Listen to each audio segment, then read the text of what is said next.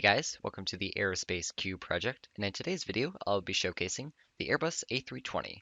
But before that, let me kind of go over what the Aerospace³ project means in terms of my channel and new videos that will be coming in the near future. So the Aerospace³ project is going to be a new series on my channel dedicated to creating the most accurate 1.5:1 scale aircraft in Minecraft. Um, it will be one video a month, starting at the start of the month that will showcase a new plane. So this month it's the Airbus A320. Next month it's going to be the Airbus A321 and A319, simply because those two planes are very, very similar to the A320. I want to get them out of the way. I don't think they'll need their own separate videos since they're so similar to what you guys are going to already be seeing in this video. And then at the end of the month, come back to the video because in the description there will be a link to my PMC page where you can download all these different kinds of aircraft for yourself. They'll have schematics, so if you want to use them in your own airport projects, feel free to do so. Just leave me credit and feel free to modify them however you see fit. So, with that out of the way, I figured the Aerospace³ project is going to be a nice complement to Gantry 401's Titanic project that's already being done on my channel. Those videos are kind of hard to know exactly when videos can be made. It's very unpredictable and kind of like scattered when those videos can come out simply because of the project itself being such a large scale. When things get done, they take a long time and they're not always the most interesting things to showcase in a video. So that's why I am doing this project, and hopefully at one point I can be creating my own airport. So without further ado, let's start the showcase of the Airbus A320. The Airbus A320 has a length of 37.6 meters, a height of 11.7 meters, and a wingspan with sharklets of about 35.8 meters. So here's the Airbus house livery with sharklets, and over here is with the regular winglets. Now you might also notice that we have two types of engines. That's because the Airbus A320 both uses V2500 engines, as you can see here, and CFM 56-5A. Now, we'll start kind of with the exterior, and then when we get back to the different liveries, we'll kind of go inside some of them, check them out, because they are all custom based on the airlines themselves. So starting at the nose cone, we have some of the speedometer, airspeed indicators, as well as altimeters. Along the fuselage, we have the forward wheel well and forward landing gear. Moving back, we have the engines, of course, and the rear wheels and the rear wheel well. And then moving back, we then have the tail, wings, and horizontal stabilizers. Now, kind of moving forward again along the aircraft, you can see we have nav lights, navigation lights. So it's accurate to the A320 where we have two on the wings, we have one on the top of the aircraft, and then we have two on the left and right side of the bottom fuselage near the wings. Oh, and we have one inside the forward wheel well. You can't see it just because it would look kind of weird to put it outside the aircraft, like in this position right here.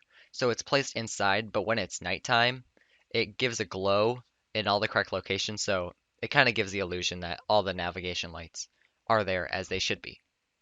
So we can kind of move back. As you can see, we have on this airplane the Wi-Fi bubble on top, and this one we have the more basic assessments right here, as well as the antenna along the top and bottom of the aircraft, and in the back, the APU.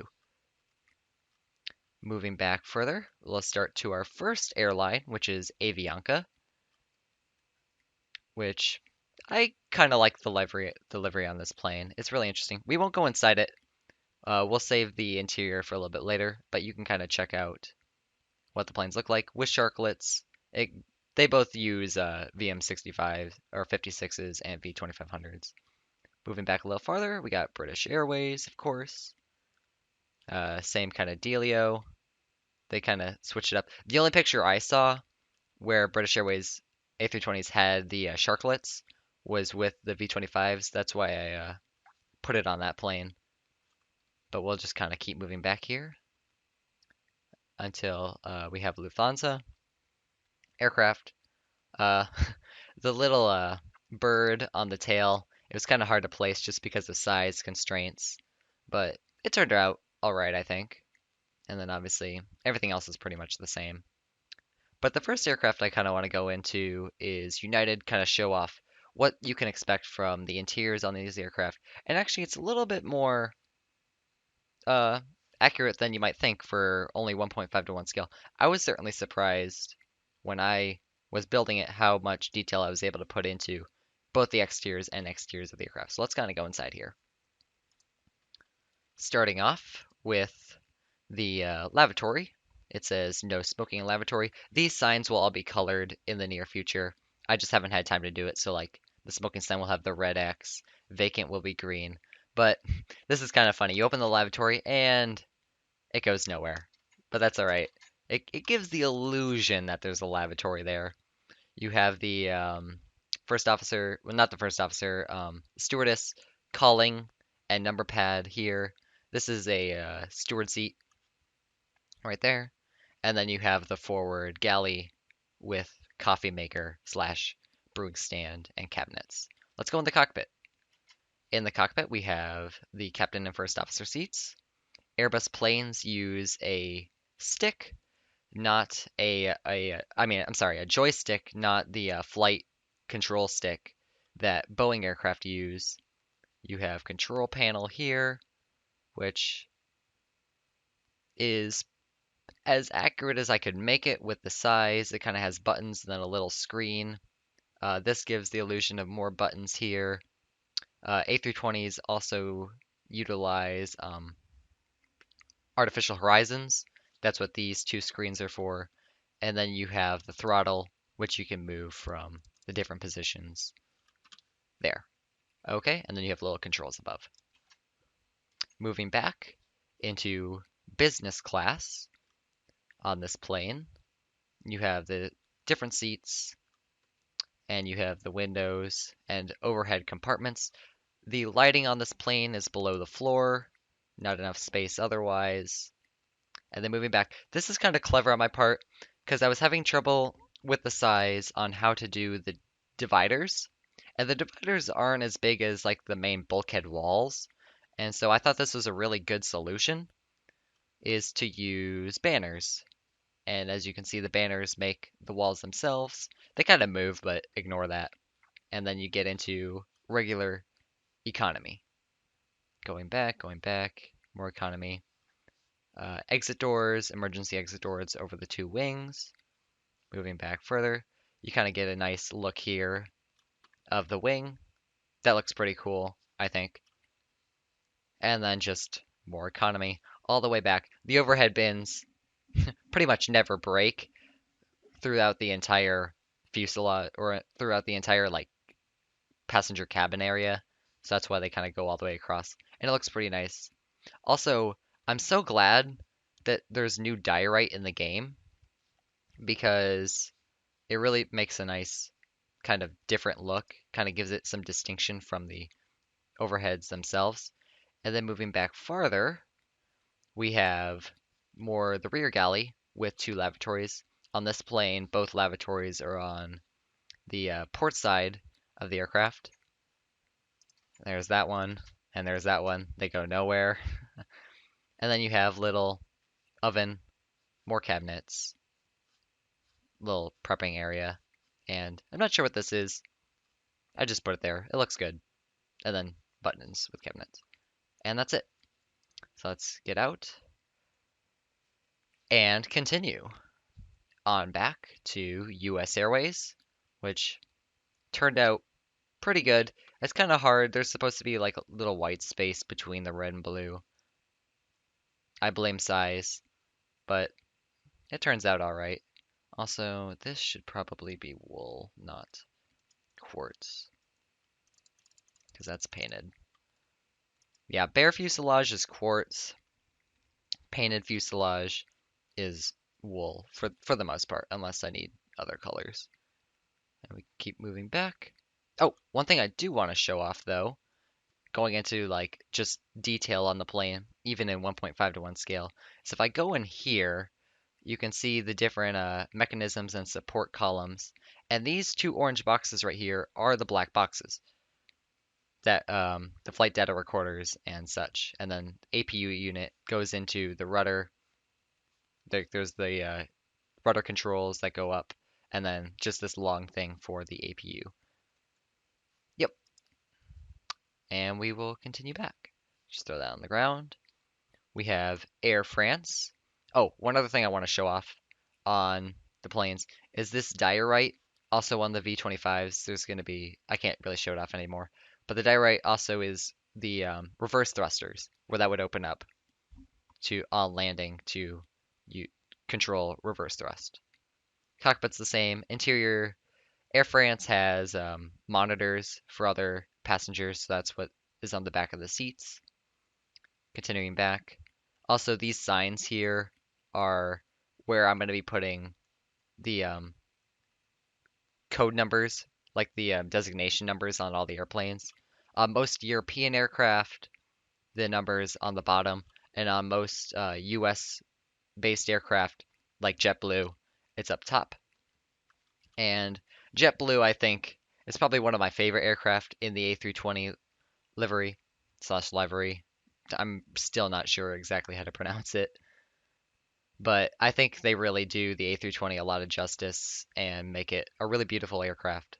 So, but they only use V2500s for their engine of choice, and they have the Wi-Fi bubble, regular antennas all the way across. These signs, I'll be naming the aircraft, like, because JetBlue does that. I think that's really cool. I also love how they have all the different liveries, like tail designs and stuff.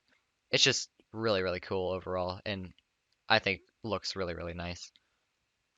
Also, another thing to show off is the cargo doors. So they have the front cargo door, aft cargo door, and then smaller baggage loading in that one. Nothing too special. But then moving back, I'm not sure what the name of that one is. It's like something something. I know this one's stripes and that one's blueberry. Just another one. Air Canada over there. Actually turned out pretty nice with some of the blocks. I'll also include in the description the texture pack to use for all these planes if you want to see them as I do, because it's a modified Sortex. And I'll just include that in the description as well if you want to download these planes and use them as they are. Interesting little fact is JetBlue was the first airline in the US to utilize sharklets. First one to carry them. Sharklets are just designed to cut down on fuel burn and increase the efficiency of the planes overall, as opposed to winglets, which are slightly less adept at them.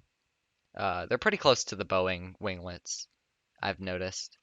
And then you just have the blueberry design. And finally that. So let's kind of go over and show off Air Canada, which has a different interior, and I think that'll be all for the video. So hopefully you guys have kind of enjoyed what you've seen, and look forward to the next video where I'll be showing off pretty much the exact same plane, but at least in that video there'll be different, more JetBlue liveries to do. I really enjoyed making the paint schemes on those planes. That was a lot of fun. So you can come in here and you can see that it has a different floor based on getting it as close as possible as I saw to photographs of the cabin. Lavatory there is exactly the same. Galley, cockpit's exactly the same. Air Canada sacrifices a front seat on the left side, port side, to do this little closet. So there's the curtain, and there's the little hooks for coats and jackets and first class. First class. I really like this block. You can see how it creates kind of like an armchair rest kind of look to it. And then Air Canada also uses monitor screens, little TV screens for their passengers. Moving back through business class into regular economy, they also use different dividers. I kind of went off the colors to create these. They have like a light blue wall divider, so that's why it's like that. and then all the screens. Pretty much economy is exactly the same, just the color of the chairs is different. They don't use red chairs, they use blue chairs, but I figured on wagon aircraft, I didn't want them to all have like the same kind of stone or brown for like close to black leather or suede. So I went with red on this one because Air Canada includes red in their color scheme. On this aircraft, the lavatories are on both sides. The doors should not open that way, they should open this way. So there you go. A little fix there. And then galley is obviously different because of the different design of the lavatories. Got oven, station, thing, don't know what it is, cabinets, and that's it. Back APU unit is exactly the same. Wings are exactly the same. Engines are the way they are. But thanks for watching, guys. Hopefully you guys have enjoyed, and I will see you in the next Aerospace Cube project video where I go over the A319 and A321. See ya!